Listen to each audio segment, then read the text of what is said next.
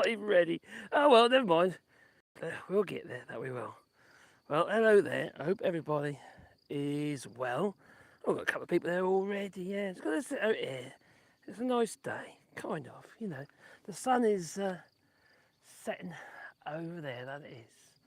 Yep, so I'm going to sit in my well chair. It makes me very well, it does, yes, in the well chair. And I want to talk a little bit about what's going on with the flipping construction industry in the UK. Now, I made a video about it earlier today, about the skills shortage. Well, the situation is dire. It really is dire. And we're talking about a situation that ain't going to get rectified anytime soon, unfortunately.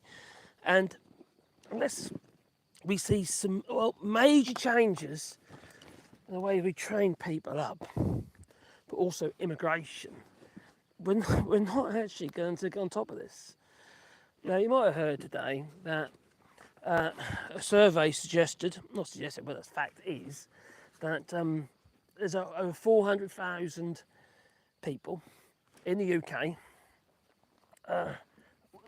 waiting more than 12 months to actually get a bit closer. There we go. What are you going over there for? Okay. Waiting more than 12 months to get their work started. Now, it's all very well having these suggestions that train British people to do British work, you know, British jobs for British people. But when you're when you haven't trained up over a rather long period of time, then needless to say, it's I can find them, are you? And British people, our youngsters, I've got 6 kids. Not one of them has gone into the construction industry, even though I was. Not one of them. Either techies or gone into other walks of life. One works for the museum service, one trains as a nurse. But not, although training as a nurse was not such a great idea. But actually training as a carpenter joiner, roofer or bricklayer, people don't want to do it anymore. They don't want to do that kind of work. And I understand it, I do. I've been in the game long enough myself to know that it's a bad idea. Working in the construction industry is a terrible idea. The only real bonus is the fact that you don't have to pay absorbent amounts of money to get your own jobs done, because you can do them yourself, you see. That's where we've saved a shitload of money. But for others who can't do it, you can't get hold of the people. At the end of the day, we created a marketplace for foreign workers to come into the United Kingdom and fulfil those tasks. Now, for me, working on the tools all my life, it's caused me health issues in the sense of, carpal tunnel syndrome and stuff like that, and buggy joints up. And it's thankless. It's like one of those careers that you do that no one really gives you much recognition, much praise for what you've done. Everyone remembers the bad job, even though it wasn't bad. You only got to have one awkward customer that just takes a dislike to you or doesn't actually like the work that you've done. And I've had some strange people. I already have. I've done a lot of work. Because we had a construction firm and we fulfilled a lot of contracts, including for the Broadland planning department, and building regulation as well. And the problem is when you tell somebody that nope, you can't have it that way, they don't like it. So you can't have it that way. It just won't work. It's not possible. Or it doesn't meet building regulation standards, such as the spacing between spindles and stuff like for staircases, for argument's sake, or the minimum pitch of a staircase, that kind of thing. And many people, they just don't get that. They just think you do whatever you like, but you can't. No, there's regulations.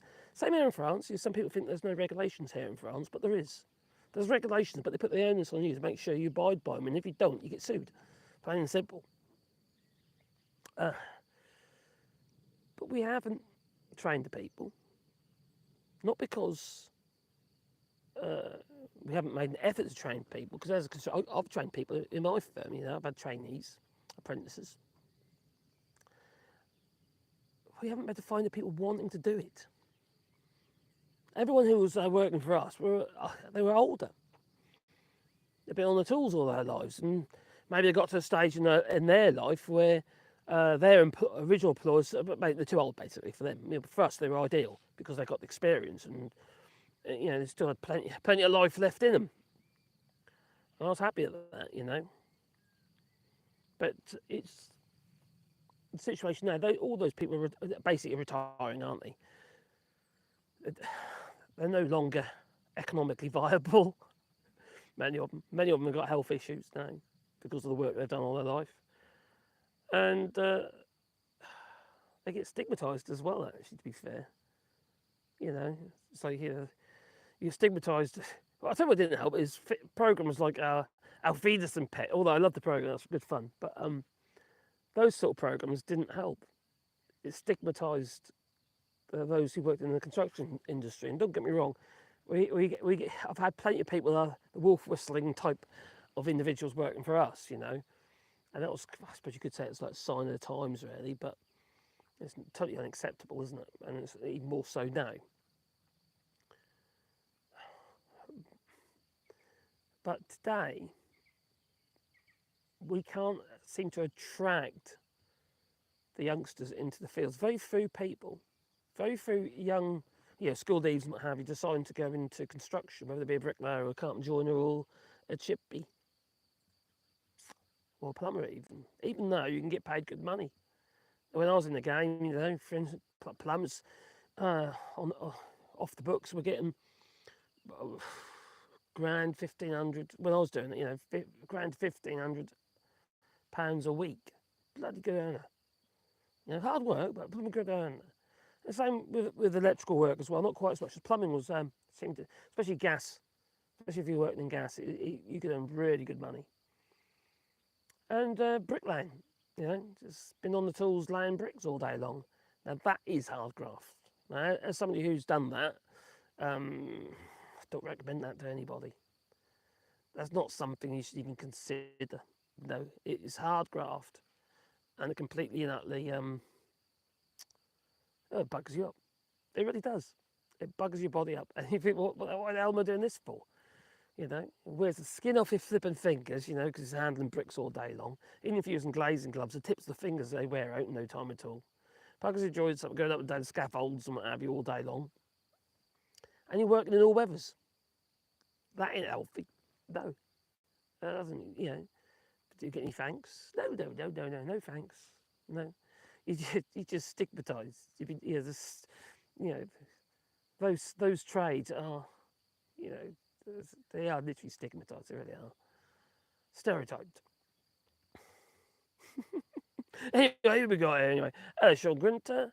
All the Polish plumbers have gone home, yes, and the remaining Brits can earn 150k a year. Result for who, though? All right. We've got a situation in the United Kingdom where we've got 400,000 people who can't get their work done. Now, that doesn't help the growth of the country. You might think it's great for you, but the country's doing pretty shit out because of it. Nobody really is a winner. It really ain't. Not unless you want to pay more taxes. Someone's got to pay for social services, etc. But they can. You are right. They can earn 150k. They really can.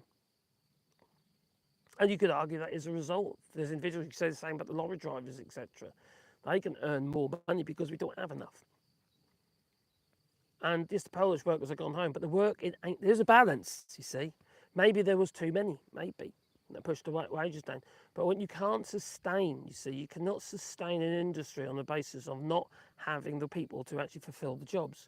There's people I know who are still in the game, and they've got all the books 2 years up in advance, 2 years, doing extensions and stuff like that, and loft conversions. You can't run an economy for the country like that because nothing is getting done. All the money is just, it's not entering the economy because the tax take is actually very low on the GDP. It's lower than it's ever been before. So, to actually balance out to what we were before, you could argue Brexit. We instead of having 2.7 trillion GDP, you need over 3 just to make up that difference. We have lost so much money as a whole, as a country. And you can't maintain an economy like that because you need growth. And if, for instance, the jobs aren't getting done, the houses aren't getting built, people aren't being able to get housed because there ain't enough housing, etc., etc., etc., you have a stagnant economy. And although there might be only a few winners, and you may be one of them, everyone else is a loser in this environment. Now, about a year ago, I was making videos about how we got 140,000 skills shortage in the UK, and now, in this latest report, it's 225,000. That is a massive increase. And that isn't just because all the Polish workers have gone back home. No, it's because we just don't have the uptick. We don't have the people wanting, the younglings wanting to actually do that kind of work. They're going into other trades and taking up maybe different skills. But not the old computer, doing programming, what have you, a computer game, I don't know, designing computer games or working in AI or writing code. They can earn more money. And they don't have to go anywhere. They can do it from home. It's remote working. It's perfect solution. Is remote working for those lines of work. Now, there's others out there who want to follow their icons. Like the Andrew Tates of this world, they want to be influencers and YouTubers, and they don't enter this field, skills. They just don't go there. And I've been in the game long enough to understand how it works, Didn't over 30 odd years I was, and it's like, it's in the highs and the lows and recessions and what have you, and I'm heading for another one, just to let you know, we really are. Now, it's all very well saying individuals are earning more money. It's not everybody because the work ain't getting done. We also can't get the materials we need. Massive problems. And it's always the big guys that are gobbling up all the work. And poor little old Mary in her house who's got a leaky old roof, she can't get it fixed because there's no one to do it. In fact, in many cases, they're actually employing people who aren't skilled to do the work or even trained to do the work. Not time served. So you end up with a bodge job. That's also a problem because those kind of jobs that get done, they end up having to be redone. So rinse and repeat.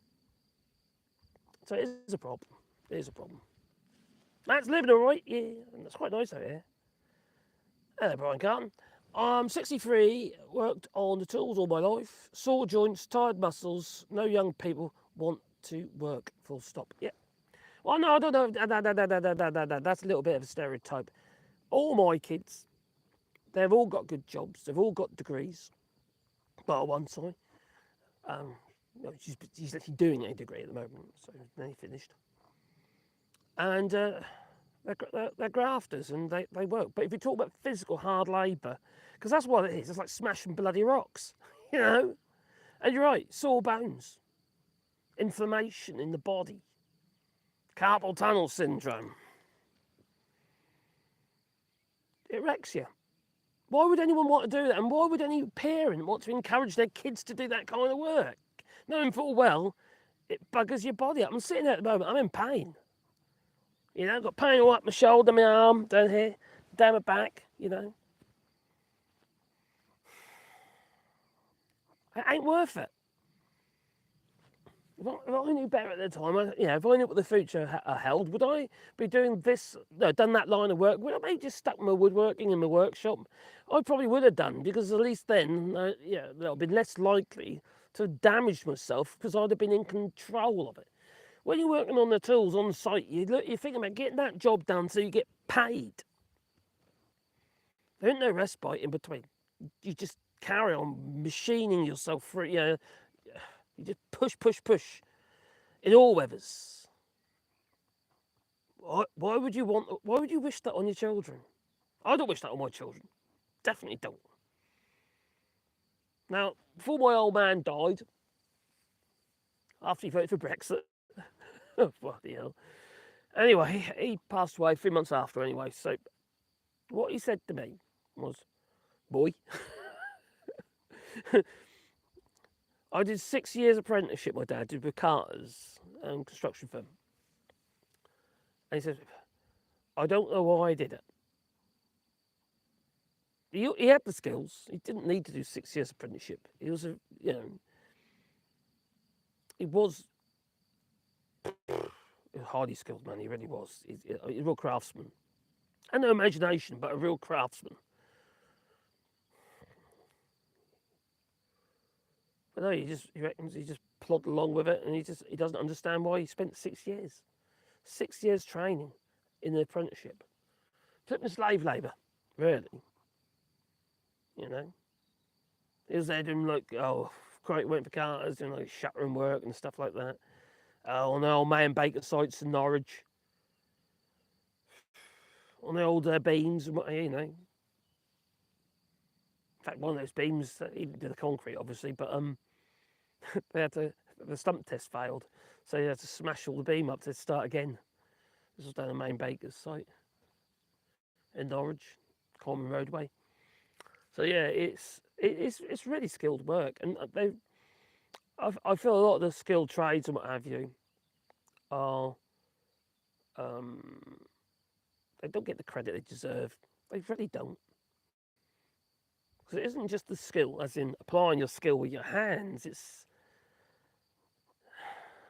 a skill, the knowledge base you've got to have as well.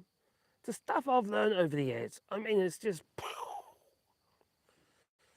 a lot of it's maths based, what have you, but also, what two things can go together, work together, and, chemicals, different glues, different purposes, and different materials, and you have to work alongside the structural engineers and also the architects. You gain a knowledge base, and especially if you've actually run a team of people. Now, I had my company in the UK. We had people obviously working for us, and we had some on the books, and we had some subbies, and you had to know their job. Even though it wasn't your job, you had to know their job. It's one of the reasons why I went through one skills-based trade after another. We'd be plumbing, electrical work, or 17th edition electrical work, and obviously MQ3, bricklaying. I did all these things just so I could, it kind of grounded my ability to be able to tell people what to do and tell people how I want it done. Right? Them saying to me, you can't do that, because I knew how it was supposed to be done. Plus, obviously, I had time on the tools. We worked alongside each other, you see. I wasn't stuck in my office. I was out there on the tools, and you gain the skills yourself, and you can share them with other people. I put people through Norwich City College, what have you, in the construction school. And I'm quite proud of that, actually, to be fair. I'm quite proud of that side of things. The people that we did actually put through, the people that we helped. But also, they worked for us as well, remember. They were helping us, and I appreciate them. Some really lovely people, really was. Grafters, real proper grafters. And they were young. The ones we've got to put them through college and what have you, they did basically one day a week in college, and the rest of the time they spent with me, and it's they were young. Young Dale, for instance, and a few others. I'll tell you what I felt. I felt appreciated by them. Do you understand what I mean? I appreciated them as well, because they were good lads. So the idea that all youngsters they don't want to work, then that's not true. I don't believe that for a minute. I think that's a bit unfair. I really do. Anyway, there we go. Billy Kershaw, yes, I'm back on again. You can't blame young people for being disinterested. It's our fault for not teaching them. Yeah, it is our fault not teaching them. I did teach, to be fair.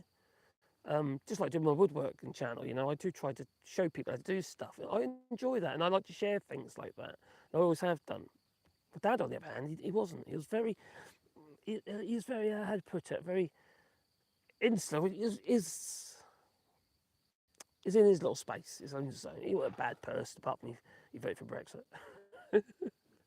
But the problem is we haven't created an environment in the United Kingdom for them to want to do that kind of work. And I don't blame them. I really don't blame them. It's flipping hard graft. And it wrecks you. Become a broken person you become in the construction industry. Some people come out of it well. Other people come out of it almost half dead, if not dead. Now, Caroline's uncle, he's got asbestosis. Basically, the pleural layers in their lungs all got scar tissue from inhaling asbestos, which was basically inside some of the materials that was used. Plasterer, that's what he did most of his life. But also cladding and stuff like that. Worked with bags of asbestos and plaster and wrapping it around pipes for insulation and what have you, to protect the pipes in the old boiler rooms. The same sort of stuff he's put in old submarines and that as well. It's just, it killed. Well, he can't breathe properly now. He's not in a good way. His dear missus is very good. She's basically looks after him.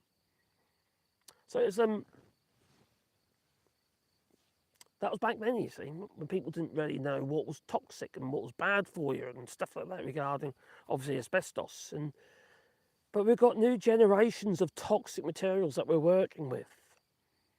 We've got the polyurethanes, we've got the urethanes, we've got the formaldehydes, we've got all these different chemicals and powders and stuff like that we've been working with for several decades now and also into the future. They're not banned or anything. The glues that are used in laminates and what have you, plywoods, formaldehyde glues, they're carcinogenics. Even Douglas fir is a class 1 carcinogenic. It's on the list of known carcinogens. To be fair, actually loads of things are, but if you keep subjecting yourself to those kind of toxins, and needless to say, you're going to be in a little bit of a state, aren't you, after a few years? You just are. No, I don't know what my prognosis will be. Having worked in some rather dire conditions, I know physically I'm not very good. Various problems, but my lung capacity and stuff like that. Happens any problems? I don't know. And then obviously you've got to think about other, more fatal conditions that you can get from working in the construction industry. We surround ourselves with poison. We really do.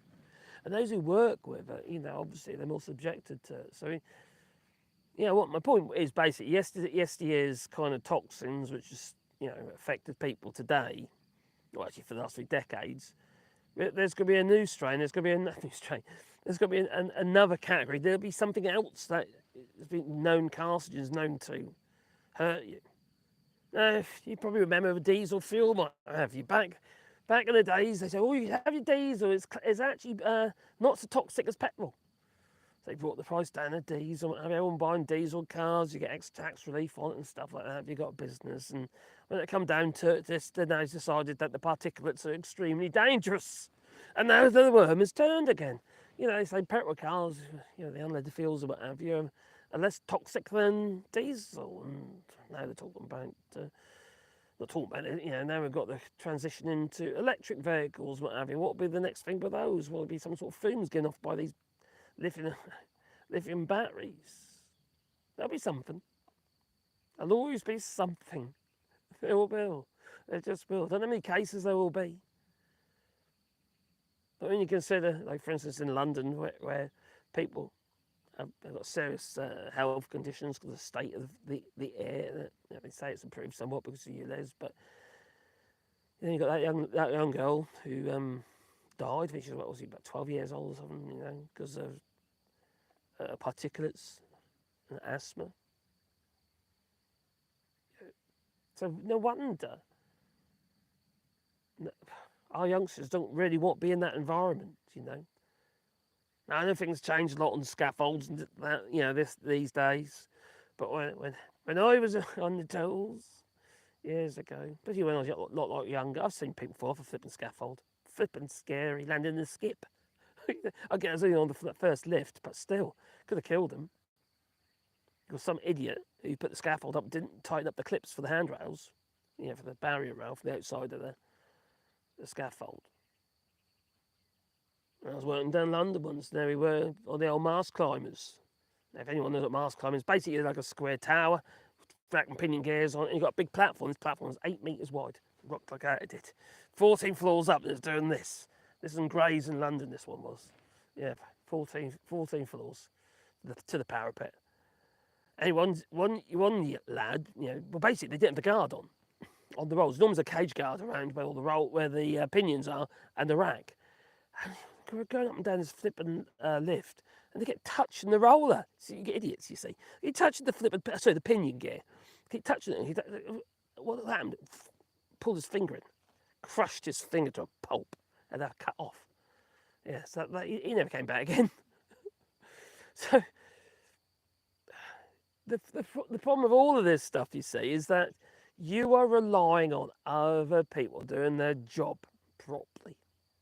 You could be the best flipping, I don't know, bricklayer or whatever, you know, or cladder, you know, in the world. But when it comes down to other people, they do make mistakes. And those mistakes could cost you your life or have a serious accident. So no, do I recommend people go into the construction industry? Is it a good life? Yeah, it can be. Is it dangerous? Oh, what giddy, aren't you? It really is. These hands are workers' hands. Let's state them bling things, right? Now, they are full of scar tissue. Literally full of scar tissue and been subjected to chemicals and been hit with a hammer. God knows how many times. Look at the state of that finger, right? You know? Look at that state of that. Sliced. Sliced and diced. So it's just, they're workers' hands. I've been on the tools, you know? Oh, it's insect. You know, and it's just how it is. But when you're doing it, you kind of just accept it. You know, you cut yourself or bang yourself, and you're pouring blood everywhere. Out comes the insulation tape, and you wrap it up with the old insulation tape to stop the bleed, and your finger starts going blue. You know, and then maybe you start easing up the old insulation tape to see whether or not it stops bleeding. Eventually, it does. You carry on working. It's stupid. I've been stupid. Bloody stupid. It's pressure to get the job done. And when you've got other people relying on you, because obviously if I don't do my job, they don't earn their money. You know? And I was very conscious of that most of the people working for us had families, had kids, had bills to pay. Crikey. And one idiotic moment by myself. Well, I wasn't by myself. I was about 4 or 5 of us down on this particular job. We're doing this was an extension we were doing in Heatherset in Norwich, outside Norwich, and I was there on the old digger, digging the footings. Right, the building regulation guy came along to sign off the footings, and the land there was very sandy, so he wanted to go really, really deep. So there I was, digging away with the old digger, getting deep. He said, "Yeah, that's good now. I'm happy with that." He said. So anyway, we thought that was good at that point. And within 30 minutes of him leaving, my digger on the side of the footings gave way, and literally my digger just fell into the dig. And it's only a little 0.8 it was, little 0.8 because could get around the back. You see, it's you can retract the tracks really narrow. And you can get these tight spaces with it. So anyway, we had that little digger out there. And I fell into the footings. It had no cab on it, so I went over the bucket, because the whole front went like that, and I went over the bucket straight into the footings. Bit bruised, been bashed by the bucket. And young Dale, that lad who we were training up at the time, he put his hand and pulled me out of the flipping footings. They were deep, They were over 2 meters deep, these footings, because they were too sandy. It was all very sandy, so we had to go deep. Anyway, he helped pull me out. Oh, no, stop. Anyway, let go.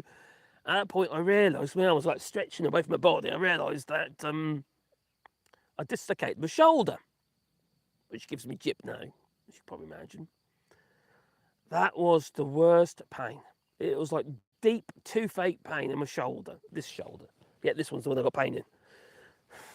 So anyway, I went down to the hospital. They tried to manipulate it back in. They couldn't do it because I was quite muscular back then. And I'm just fat now. They tried to he said, oh, you got too much muscle. You couldn't manipulate it back in. And also, I was fighting it. They gave me morphine. I was kind of out of it. I just want to hit everybody.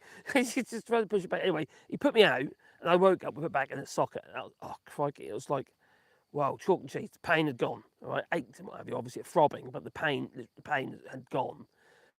That same day, I went back to the flipping site, knowing full well that morning we were going to be having concrete been poured. I had to check everything was hunky-dory because the concrete was arriving early in the morning. ST1 mix, So I was there doing that, as you do. You got to get the job done. Are people people dedicated to their work these days? Probably not, Should they be? Probably not. It's not a great idea. No, I've made stupid blinking errors of judgment. I should have gone home and rested, allowed all the muscles to pull back into place and do a bit of exercise, a bit of therapy on it or something. Then went back to work. But that morning, by that afternoon when the concrete had started to set, I was actually laying trench blocks. The son Wayne was there. I was actually doing the bed, and he was lifting the blocks into place. So I was putting the bed down with a wonky shoulder, just so I can keep the momentum and keeping people working. Stupid, really, absolutely stupid. It's just mad, but that's what you do, It changed my son's outlook when he's working for me. Regarding employers, the pressure, it can be extreme. It really can, because you've got to keep everything flowing. And if you're that person who is the cog, that spoke, and when it spoke, it keeps everything running smoothly, and you're not there, no one else gets paid, do they? Well, they do, but you're out of pocket, big time, So it's nothing. When I hear people like on LBC Radio and other channels and what have you, and they're talking about this, I say, you do not have a clue. Even some of the youngsters, sort of like 40-year-olds phoning up about working on the tools, that you really don't know. No, you don't know. You haven't had the responsibility. You've been working for a main contractor most of your life, and hadn't had to get that work yourself. You hadn't had to maintain it and have customer satisfaction. You had to make sure that everything's tickety boozers, all the insurances all work out, because obviously insurance guarantees. No. Hearing like Nick Ferrari this morning, then James O'Brien, and then Sheila Fogarty talking about this topic. I thought, no, you do not have a clue. I don't expect them to be fair, because obviously, it's that line of work, but they're all speculating about it and about the industry, and they don't even, it's just, no, it's not like that. And then you get people who haven't even worked at all phoning in about it. Can't you just do this? Can't you just do that? We'll just have to employ more people, do this. Train more people. Yeah, of course you've got to train more people, but you can't train people that aren't willing to do the work. They don't want that kind of work. You just can't. And we need them. We need those people, don't we? If we're not going to be building all these houses that they say we're going to be building, we need the people to do so. We need skilled people. I suppose my suggestion would be we need to change the way that we're building houses. We really do. building houses, the way that we build houses, we should not. It doesn't make any sense to me, all right? The way we build houses these days, we build effectively brick-built prefabs. Seriously, these properties got hardly any flipping mass to them whatsoever. Yeah, it's all lightweight block work and a bit of external clad, or a bit of brick clad, or not any real proper construction. Everything's light, apart from the footings. The footings are, yeah, they're a bit of an overkill these days. You know, it makes no sense. If you're going to be building properties that, quite frankly, don't have a really good shelf life, we should be looking at other ways of building these properties that have a similar shelf life, but don't require the mass of materials and also that level of skill. We should be building houses in factories and then take them on site. I know some houses are done that way.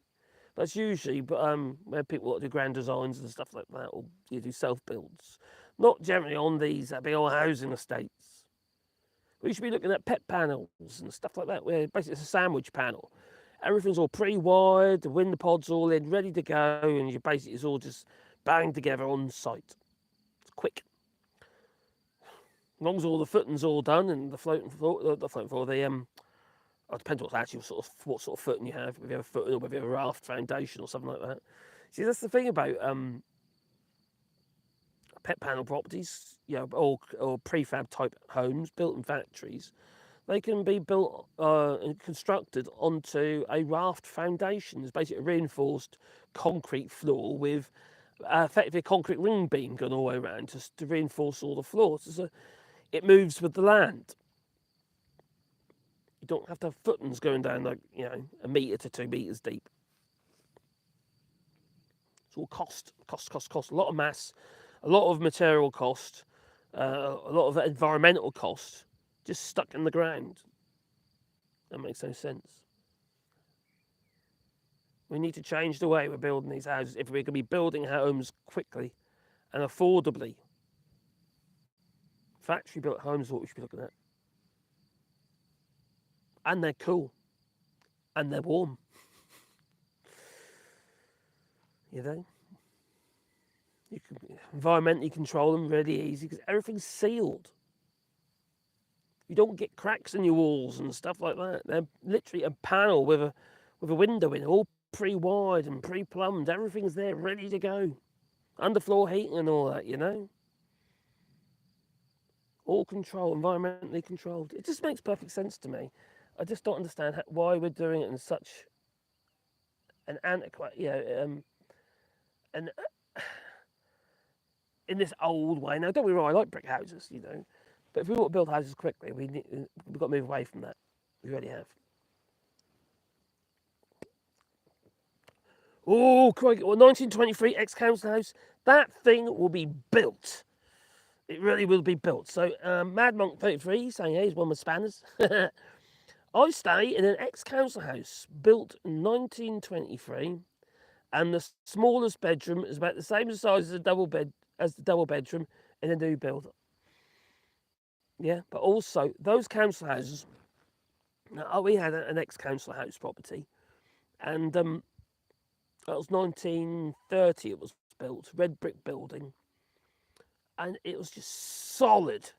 Everything was built. They had a proper cut roof. It was nice. The footings weren't that deep, but didn't need to be because of lime mortar putty, you see. It was how we used to build things in those days. No cracks in the walls or anything like that. They were really lovely properties. These days, they're made of paper. It might as well be. So, yeah, you're talking about the size of the bedrooms and what have you. When we were working for, doing construction work for Wilcon Homes as a subby, or a subcontracting company for Wilcon Homes and Bovers. We used to do a bit for Persimmon as well at one time. Not for very long. But I was asked, because we had that little machine shop, wood shop, to make the furniture for this show house. And I think I mentioned this before. Anyway, I mentioned it on my woodworking channel, or was this channel?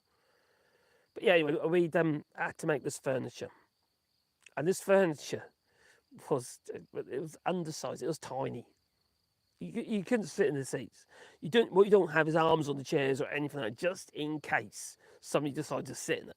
But everything was smaller, just slightly smaller than standard sizes, just so it fitted into these rooms, to make the spaces look larger. It's just deception. It was just lies.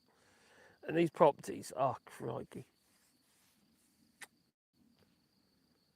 The amount of time used to be spent on remedials to basically to release the retention, used to be like 2% retention. It was considerable. I mean, the stuff that I've been called back to do on some of these properties, whether this be still in the warranty or after warranty. If it's here in France, you'd have to be able to do back your work for 10 years as decennial, and usually it's insurance backed. But I had a situation where I had to go back. This was Fort Bend. This was a Wilkin Homes property. And the studwork walls upstairs in the bedrooms weren't actually nailed down to the joists. They were just nailed into the chipboard floors. So the flex of the floor, basically where the nails were, would slide up and down on the nails. You see, the floor would just move down, squeak, squeak, squeak, squeak, squeak. It was horrendous. I mean, it was really loud. And anyway, I went in there, had to rip all the floors up to find the problem, and they were clear as day. Blue nails just poking through the flipping chipboard where the wall plate was for the stud wall. And it was just, I just felt, crikey, why would you do that? You put your nail over, you can see where you got to put them, because you've got all the screw holes for the chipboard, in nail holes, sorry, for all the chipboard for the flooring. So why the hell would you actually do that? It made no sense. Why is somebody stopping it here? Oh no, they're slowed down. They probably looked at my gargoyle letterbox. I made a gargoyle letterbox, just so you know. And yeah, it just doesn't make any sense. Anyway, that's what these properties were like. It was just they were just slapped together. You see, that's one of the problems when houses are built with subcontractors, because they've got no skin in the game. They just bugger off, they get the money, and then they're gone. They might come back to that site, they might carry on working full that Wilkin Homes, for argument's sake, but quite often they don't, because you can't work, or not supposed to work, for the same contractor for long periods of time, because effectively what you are then is just an employee, just avoiding have to pay the taxes, I suppose, or the employers or contractors are just trying to avoid the taxes, such as Wilkin Homes. Responsibility to the employees, such as holiday pay, maternity pay, etc. So it's just,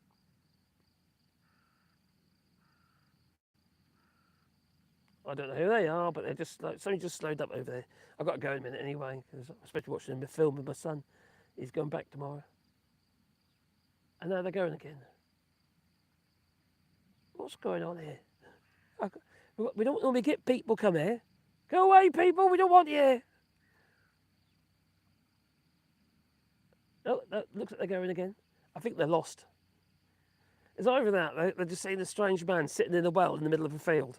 It could be that even, And it's like a spectator sport. And now they're going again. Make your mind up.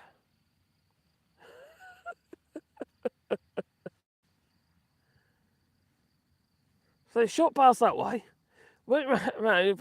I think they're looking for somebody, or looking for somewhere. They don't know where they're going. They're probably slowing down again. I think you can't see it. Do you see him? I don't know if you can or not. But anyway, we're on this little bit of road here. It's not thoroughfare at all. It's just it gets used by the farmers, but it's and obviously us.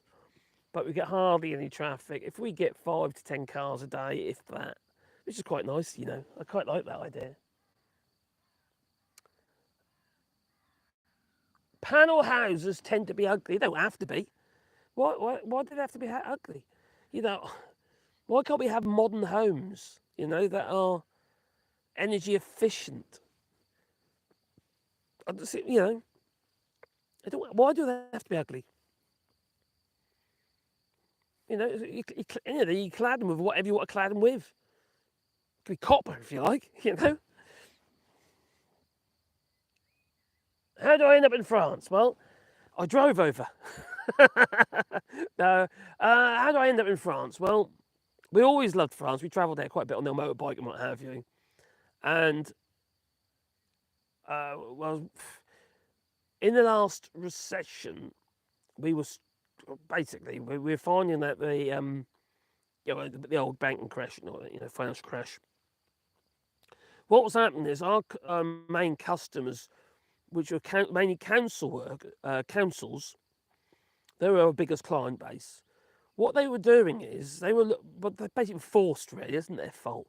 They were forced to to take on the cheaper contracts. The rule is actually that you get a tender. Tenders go to free contractors such as myself and various others, and they are obliged to accept the cheapest tender, even though providing that these people are capable of doing the work. They have to obviously prove that. Often they bluffed it, and there's quite a lot of cases in Norfolk where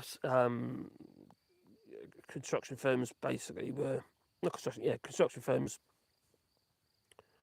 They couldn't actually fulfil the contracts. So it went a bit tits up. But what was happening with us is we were losing contracts that way, but also we were finding that the ones that we were able to hold on to, they were holding money back. And in the following month, we get it back. But then we found they held a bit more money back. And there's this deficit, and it was bugging our cash flow up big time. And I got to a situation where the money was coming in. That's a stupid thing. I got to a situation where my credit cards were just being used just to pay people's wages. And it didn't help me, it didn't really help anyone else. It got to a point where I can't do this anymore, and I just stopped. And we basically just got books all levelled up and said, that's it, I've had enough now, Caroline. This is the second recession we've had to work through, I can't do this again. And it was hard. At a point we could have lost the house, we didn't, because we managed to balance something out. And we sorted out all the finance agreements on any vehicles that we had, and machines and stuff like that. Some stuff we brought over with us, and some stuff we didn't. And we, basically at the time we said, no, enough of that, that's enough. And we kind of had it in our mind that we wanted to emigrate anyway to France, and so we said, that's it, it's time to do it. Let's do it. So we did. And it was just hunting for properties, and we found this old place. And it was an old farmhouse which literally hasn't been lived in for 30 odd years. You imagine the state of it. When we first got here in June 2009, there was a cow in my kitchen. Never mind a different place ramming cows. We had a cow in our kitchen, a vache, a limousin cow, big old thing. And there's some in the yard as well. And the house needs complete renovation. It still isn't finished. We've got loads to do still. I say loads. It's nowhere near what it was. 10%, I reckon. Finish it probably, but we've got another 10% to do.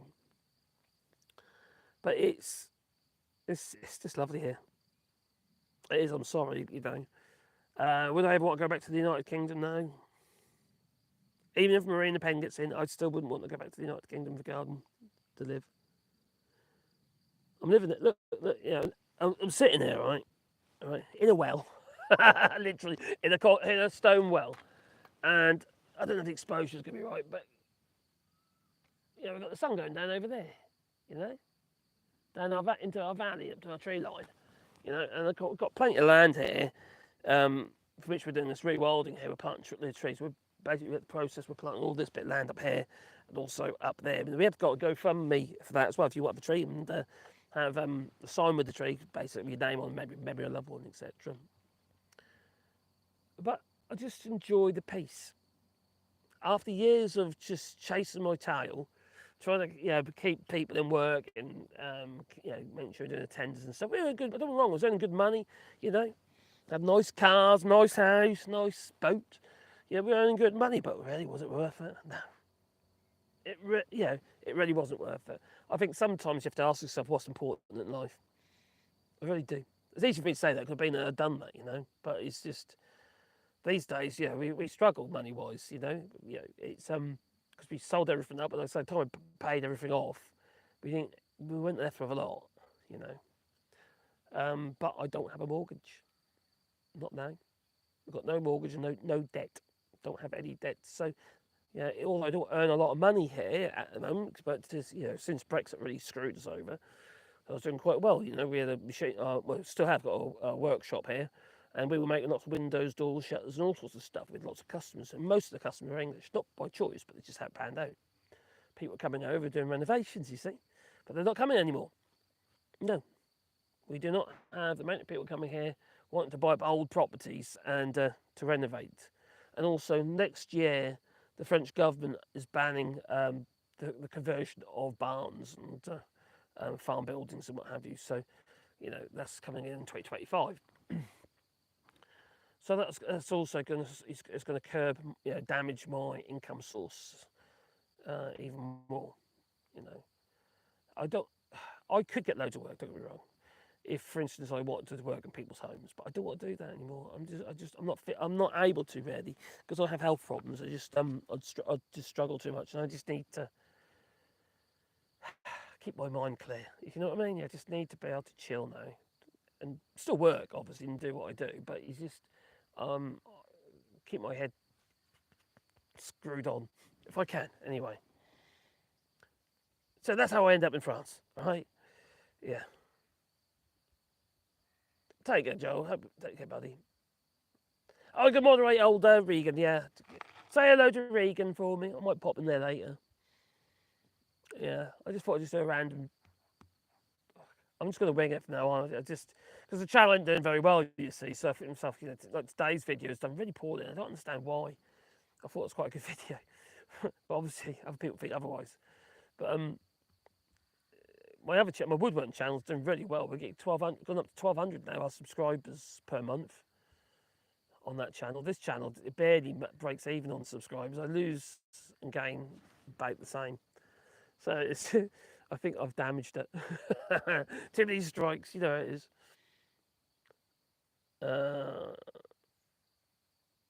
Take care, Joe. It'll be good. Mine's from the 1980s. I'd say probably the 80s isn't too bad actually. One of the worst periods of houses being built in the UK, post-war. I would say mainly between the 60s and 70s when we started using more and more Portland cement, but weren't actually digging the footings deep enough for Portland cement. Because Portland cement, the mortar that you use now to stick your bricks together with, is rigid. It's very stiff. Now, what we used to use is lime mortar putty, and it's basically hydrated lime, and that stuff's flexible. It moves with the building, you see, so you don't get all the cracks and stuff. You don't need such deep footings. Well, I didn't used to anyway. The footings used to be flipping shallow. You hardly anything there. A foot down is about it. Hey, Top Smoke, how you doing, my buddy? Oh, crikey. You're a sod, you are. The NRA makes a comeback. Am I the NRA? Is it the hat that does it? Was it my Peter Storm G'day? I'd really love to get another boat, but it's a bit pointless where I live here. We're kind of a bit landlocked. We've got loads of lakes, but it's not the sort of thing you want to put a motor cruiser or a yacht on. Oh dear.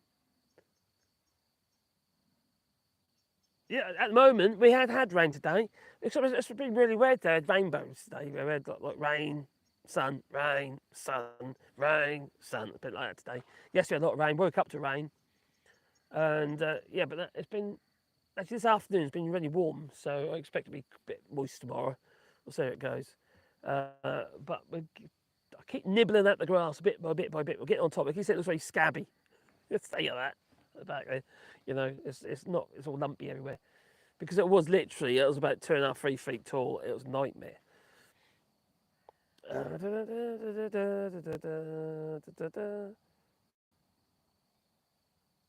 French houses never finished, but would never move back to the UK. Same here.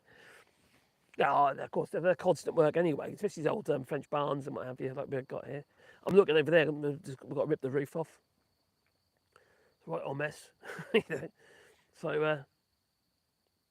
it's just one of those things, isn't it? You know, it's just, they require constant titillation. It's a way of life, you know, here. It really is. And just sitting there, and the sun's going down, it's starting to get dark now, as you can see. I've got the cows in the field over there as well. Can you see the cows? Yeah. No, I'm not going to drive into them or anything stupid like that. Yeah, push them out of the way. Yeah, with a police car, mate. No, I'm not going to do anything stupid like that. Bloody idiot. Crikey. See the Fogarty trying to justify it earlier today on LBC. There's no justification for ramming a cow with a car. That's just ridiculous. All you're going to do is make it go, you know, it's just going to go skedaddle. You're just going to scare it and it's just going to loop, isn't it? Cows just generally, they just meander, you know, they're tame. Bulls can go a bit crazy, but cows themselves, they just won't do anything. They'll just walk right through. But if you scare them, they might trundle a bit, they might run a bit, but they don't try and charge you or anything like that. They'll just find somewhere they can get through, and they'll just go through. Yeah, they'll find their way, you know. You think and ram them. Stupid police officer. Speaking of health, a different buyer's posted a video about his diagnosis this morning. I don't know what that is. So, is he alright? I didn't know he's got any problems. I know he lost a lot of weight. If you didn't know, Different Buyers is another YouTube channel, and he does extremely well on his channel. I don't always agree with him, but he got to give him his dues. He's worked hard at it, and he's done really well on his channel. He timed that just right, and he's good at it. So, you know, I don't always agree with him, but so what's wrong with old Phil Morehouse then? How did I end up here? Oh, I don't know, Mr. Wheatley. Hello, Mr. Wheatley. I hope you're well. Welcome to the channel. Well, just talking about things regarding construction industry and that, because effectively it just seems a bit bad that people out there talk about something they don't understand, very little practical knowledge about how the construction industry even works, and they seem to think they've got all these magic ideas to correct the situation that we're in, and the fact that we have not got enough skilled tradesmen and women or persons in the UK. I mean, we've got a shortage of 225,000. It's going up. Last year it was 140,000, and now it's 225,000 shortage. That's because there's more demand, you see. It's not necessarily because things are changing regarding there's less workers, but the demand on the workers has increased, you see. It's all exponential, isn't it? As jobs aren't getting done and contracts aren't coming to fruition, they get added to the other jobs that need to be done, and they just say the need increases. It's all exponential, you know. It's a bit of a mess, it's to say the least. But you know, we do like to damage ourselves.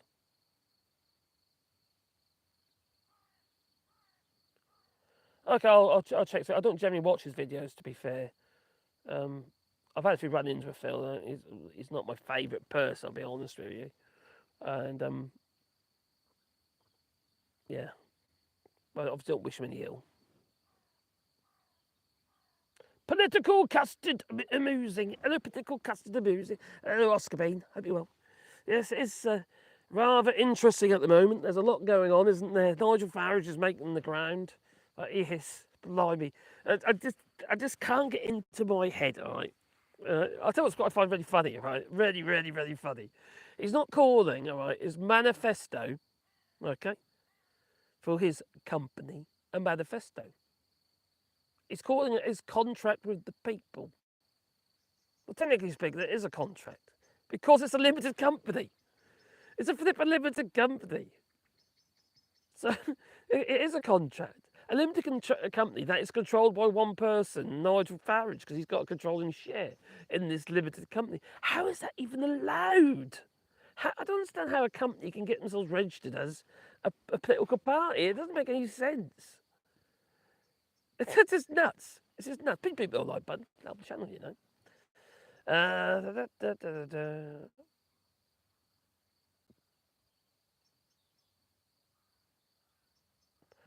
Net went down there in the same stream. Oh, did it? What do you make of heat pumps? Depends on where you are. Heat pumps can be great. It really depends where you are. It's not. I don't. I give you an idea what we've done here. Right, we've got multiple sources of heating in our house, so we're not relying on one. And I'm glad we did that because the cost of certain fuels have gone through the roof. So we don't use those fuels anymore. We use the other fuels that are more cost effective and also less damaging to the environment. But regarding a heat pump, it shouldn't be. I don't think a heat pump should be your sole source of heating because heat pumps generally increase the ambient temperature by a certain amount. Let's say, for instance, a heat pump can do 15 degrees. It can raise your temperature by 15 degrees. What if, for instance, freezing? Your house is still going to be pretty down cold, isn't it? You know. So, are they good? Yes, they are. For the amount of energy you put in, you get a darn sight more out. Plus, for the environment, they're darn sight better. See, one of the cleanest fuels out there is obviously electricity. It's one of the fuels that you can use that doesn't have to have anything that is, well, CO2 producing or potentially lethal with getting rid of nuclear waste or what have you. You know, all oil-fired or coal-fired, gas-fired power plants. So yeah, it's just that electricity is just still too expensive to actually heat your home. Really, it really is. It's way too expensive. But we do wood burn. We've got a big old boiler, which can do pellets, pellets, and it can do wood. We also got the solar as well. Our hot water's all done by solar, and solar's no brainer. If you've got somewhere to put solar panels for your hot water, every house should have that. It saves you an absolute fortune, not just in the summer, but also in the winter. Because maybe you don't have enough solar panels to get the boiler temperature up to run a bath, for instance. What it will do is increase your latent temperature, the actual temperature of the cylinder, of your source of water. And by doing that, it will reduce the amount of labour on the boiler, which means it costs less to run, even in the winter. Now we have 2 solar panels on our roof, for the hot water. And these ones are by Verbantum, which are big solid panels. Not the evacuated tube type, but these are just big, large panels. They're quite expensive, but we got them second hand. They used to be on the council house, actually. Ended up on eBay. So I bought them. And they're brilliant. No-brainer. Solar hot water is an absolute no-brainer.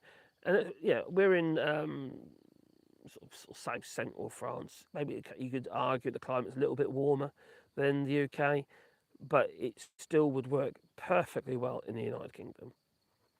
Our water bloody boils. I mean, it's ridiculous. We get in the summer, we get too much hot water, and we've got a dump load, so we have to disperse the heat. It does it automatically. It's not to worry about. But it's it's brilliant and it's cheap. I installed it myself, so it was really cheap. So I think the Princey Summer with the cylinders and stuff, I think it cost me about, for a complete hot water system, including the panels, I think I paid about 600 quid in the end. The panels are second hand, right? They're only 2 years old, but they were second hand. But everything else was new. No brainer.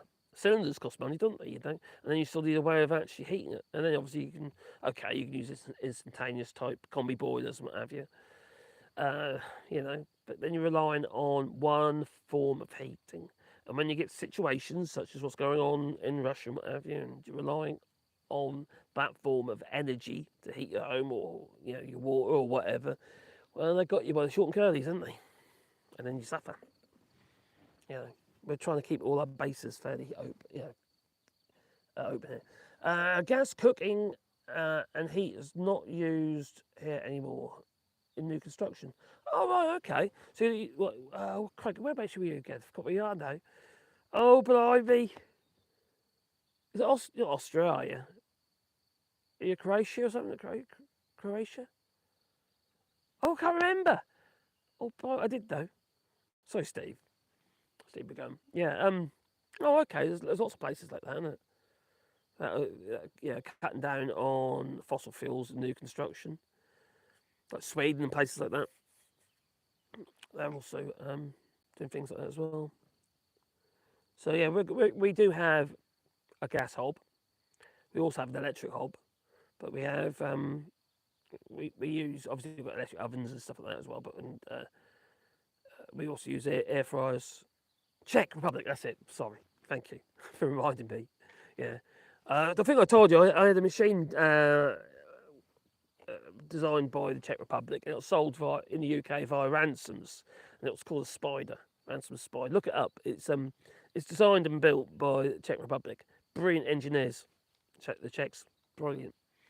This thing was amazing. It was all radio controlled. All right, so this construction style radio control, and it's all crab steered. So basically, got four wheels that all basically spun around together, 360 degrees, just literally rotate like that. So you can actually go in any direction. So you could literally do a cross, from the centre without having to, a brilliant machine. Hello, local admin. Hello, and how have I never seen this channel before? This is a reminder to chat. That double tap Obol lights. Oh, cheers, buddy. Yeah. Well, I've been about a little while now, and the channel's called AllShorts. It's basically a political channel, but I do lives as well. And it's just a bit of a chat, really. I do a mad live stream every Sunday at 8:30 as well from the office. But I'm just sitting out here. I managed to move one of the Wi-Fi routers so we can actually get a signal out here, so I can sit in my new wheelchair in the middle of the field, as you do. So just having a bit of a chat, really. I've been in the game for quite a long while. We're going to the construction industry and stuff like that. But obviously, I have my opinions on various stuff, and just like to talk. I'm a bit of a nut, to be fair. Oh, quite a mosquito. Go away, mosquito. Yes, you go away. I don't want my blood sucked just yet.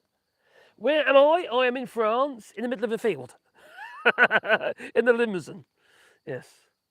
This is one of our fields. We're actually doing rewilding here as well. So all these fields, this field's going to be planted up with trees. So we've already started. We've done 550 so far. We should do more than 1,000 trees, I reckon. And so they've got a GoFundMe down link there below if anyone wants to have their own tree, and I'll make a sign to go with the tree as well. Your name on the memory of a loved one, what have you. But this particular here, we're part here. You see these all little trees here all around me, and they're going to be trained up into an arbour with windows in.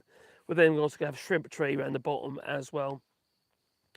And the idea is we're trying to provide habitat for little animals, you see, because although we live in rural France, and as you see all the trees around me, a lot of these areas, like for instance, there's a woodland there and a lake just there, and they keep chopping great big holes out of it, and unfortunately little mammals and stuff like that, they get killed.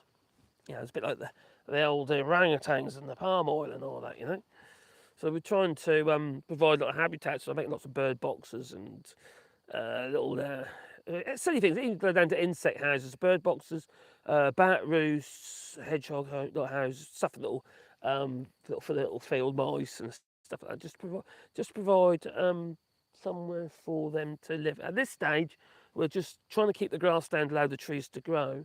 And then in the far corner, which we've already started a few years ago actually, we've been planting a bit more. You see in that corner there, we're actually going to allow that to go wild now.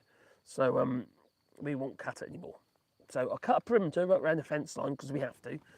And but then within that, we'll have a bit of a managed wild area for the butterflies and stuff like that. And I'll carry on adding extra plant life into there in the sense of fruit bearers and fruit bearing plants and flowers and stuff like that. We've also introduced a lot of pot bees and a variety of different willow trees and stuff like that as well. See, the willows are what we've found. The willows to be a fantastic tree for the bees because with the catkins are one of the early flowers, tree-type flowers, and the bees go mad for them. I mean, look, flipping hell, there's a mass of bees on the willow catkins. So we're trying to encourage that as well because they need food, and to get them food early on. If, for instance, the temperature warms up, even if it gets a bit colder a bit later on, it gives them an opportunity to stack, to stack up, to feed the hives. Yeah, I'm sitting out here, and it's yeah, you're right. Oh yeah, I was supposed to watch a movie with my son.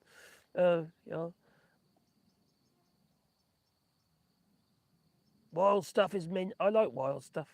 Lazy gardener. Yeah, I'm not a lazy gardener. It's just too much to do here. It really is. I love opinionated people.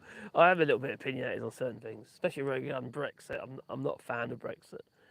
I've actually been asked whether or not to, been asked if I wanted to interview the Rejoin Party, the Rejoin EU Party. So don't get me wrong, I don't think it's ever going to happen. But as in rejoin the European Union, I can't see it myself. But I would be interested. Be interested to see someone else's point of view and how they think the route to entry would be if that was the case. But I think we're kind of lumbered with what we got. To be honest. Do you think the car earlier was the KGB? Might be. Maybe, I don't know. Oh dear. It's 22:18 for me in Denmark. You would be, wouldn't you? Yeah, you're on the same time as we are. Well, Paris Mean Time here. So B&Q, Temu Stasi, and the Amazon Prime PMC. What? What are they all about? Oh dear. Uh, yeah, I got a clue who that car was. He's hovering about, but the French are notorious for doing that. They're just curious people. When we first came here, we started digging a well at the top there, and everyone's chicken neck. We're throwing big old beams out of the windows and stuff because we had to because it just bent, and we had to renew all the sealants. And oh, what's going on over there? It's been empty because it's been empty for 30 odd years. Oh, what's going on over there? Oh, it's English people bought it. Oh, bloody hell, what more English? You know. Oh dear. What is the clock for you? Well, like I say, it's currently, and I will be going in a minute. It's 20 past 10. See, Bren gun. Oh, yeah, that would be fun to have a Bren gun. Why don't have guns on turrets now? So any suspicious-looking people come past, we can obliterate them with our guns on turrets. Yes, how dare you? Slow up outside my driveway. Oh. Scrolling up, scrolling up. What's your favourite Power Ranger? I like the yellow one. I can't remember. That's a strange question. What's your crikey? Blimey, Power Rangers. I suppose my era is more like He-Man and stuff like that, really. And oh, crikey, what was the other one? Thundercats. Oh no, Zelda. Yeah, the Terrorhawks. That's it, Terrorhawks. Yeah, you have the Terrorhawks. I love the Terrorhawks. Yeah.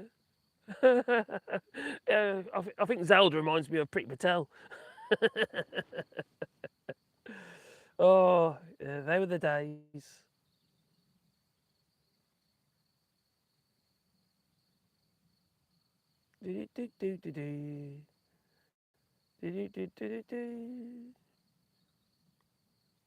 Yeah, I'll check him out, Carpenter, but I'm not. Yeah, I'm going to ask him in the chat actually if he's okay, because we're on a group chat with us YouTubers, so on WhatsApp. So I'll ask him. Or he's probably talked about it already. He's probably already in there.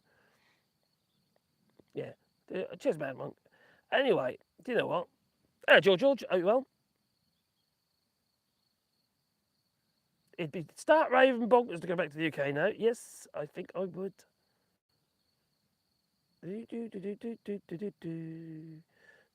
Scroll on, just checking. Don't answer that one. Cool, nice.